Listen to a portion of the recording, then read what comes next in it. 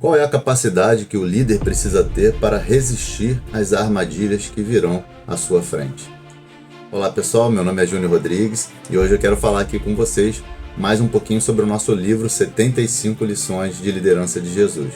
Nós vamos falar hoje sobre o capítulo 22, que tem o título justamente de resistir às armadilhas. E esse capítulo aqui ele faz uma reflexão acerca das passagens que estão lá na Bíblia, em Mateus 22, de 15 a 46, Marcos 12, 13 a 37 e Lucas 20, de 19 a 40.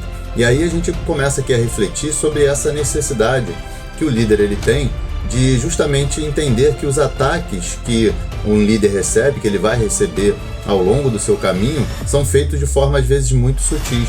E você precisa ter essa perspicácia para que você consiga então identificar que são ataques de fato, que são pessoas que estão tentando fazer algo contra você, que às vezes muitas das situações parecem que são boas intenções, mas que são pegos, ou são feitos para que peguem alguma falha desse líder ou usar aquela situação contra esse líder depois. E aí eu quero ler a passagem que está lá em Marcos 12, de 13 a 37, para que a gente entenda um pouquinho esse contexto, tá?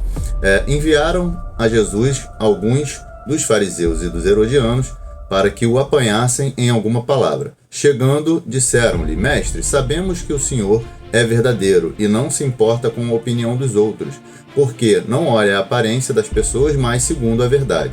Ensina o caminho de Deus. É lícito pagar imposto a César ou não? Devemos ou não devemos pagar? Mas Jesus, percebendo a hipocrisia deles, respondeu: Por que vocês estão me pondo à prova? Tragam-me um denário, um dinheiro, para que eu o veja.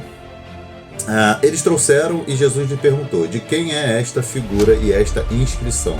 E eles responderam: De César.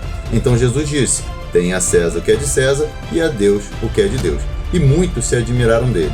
Então, alguns saduceus, que diziam não haver ressurreição, aproximaram-se de Jesus e lhe perguntaram: Mestre, Moisés nos deixou escrito que se um homem morrer e deixar mulher sem filhos, o irmão desse homem deve casar com a viúva e gerar descendentes para o falecido. Havia 7 irmãos. O primeiro casou e morreu sem deixar filho. O segundo casou com a viúva e morreu, também sem deixar descendência. O terceiro da mesma forma. E assim, os 7 não deixaram descendência. Por fim, depois de todos, morreu também a mulher. Na ressurreição, quando eles ressuscitarem, de qual deles ela será a esposa? Porque os 7 casaram com ela. E Jesus respondeu: Será que o erro de vocês não está no fato de não conhecerem as Escrituras e nem o poder de Deus? Pois quando ressuscitarem dentre os mortos, nem casarão, nem se darão em casamento, mas serão como os anjos do céu. Quanto aos mortos, que eles de fato ressuscitam, vocês nunca leram no livro de Moisés, no trecho referente à sarça, como Deus lhes falou: Eu sou o Deus de Abraão, o Deus de Isaac e o Deus de Jacó. Ele não é Deus de mortos, e sim de vivos. Vocês estão completamente enganados. Chegando um dos escribas, que ouviu a discussão entre eles,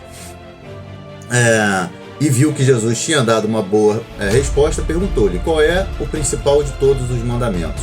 E Jesus respondeu: O principal é: Escute, ó Israel, o Senhor, o nosso Deus, é o único Senhor.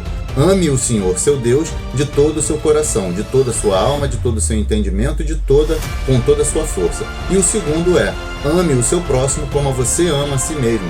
Não há outro mandamento maior do que estes. Então o escriba disse: Muito bem, mestre, e com verdade o Senhor disse que ele é o único, e não há outro além dele.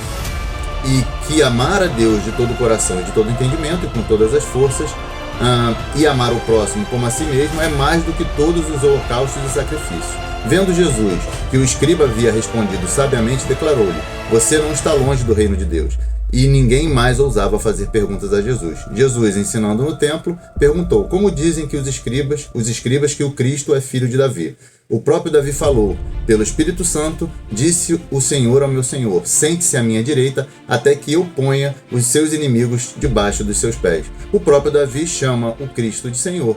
Como ele então pode ser filho de Davi? E a grande multidão o ouvia com prazer. Então a gente vê nessa passagem que Jesus soube muito bem sair das armadilhas que os seus inimigos estavam lhe imputando, tendo a perspicácia, a capacidade necessária para perceber as segundas intenções que haviam por trás daquelas perguntas que eram feitas, e soube lhe dar as respostas cabíveis. Os outros trechos ali que a gente mencionou, de Mateus e de Lucas, são muito semelhantes, onde a gente percebe essa hipocrisia que reina nas palavras, nas ações, nas intenções, destacando então essa capacidade, essa necessidade do líder ser sagaz para escapar dessas situações. O líder, então, é extremamente importante que ele mantenha essa sua integridade ao lidar com situações desfavoráveis e sair de ciladas que os seus adversários vão lhe colocar ao longo desse caminho, tendo a perspicácia para identificar a controvérsia real existente que está nessas palavras e se livrar dela com muita sabedoria. Então que você reflita nessa palavra como líder, que você tenha a sabedoria necessária para que você consiga resistir às armadilhas e a perspicácia para que você consiga dar as respostas necessárias. Um grande abraço e até a próxima!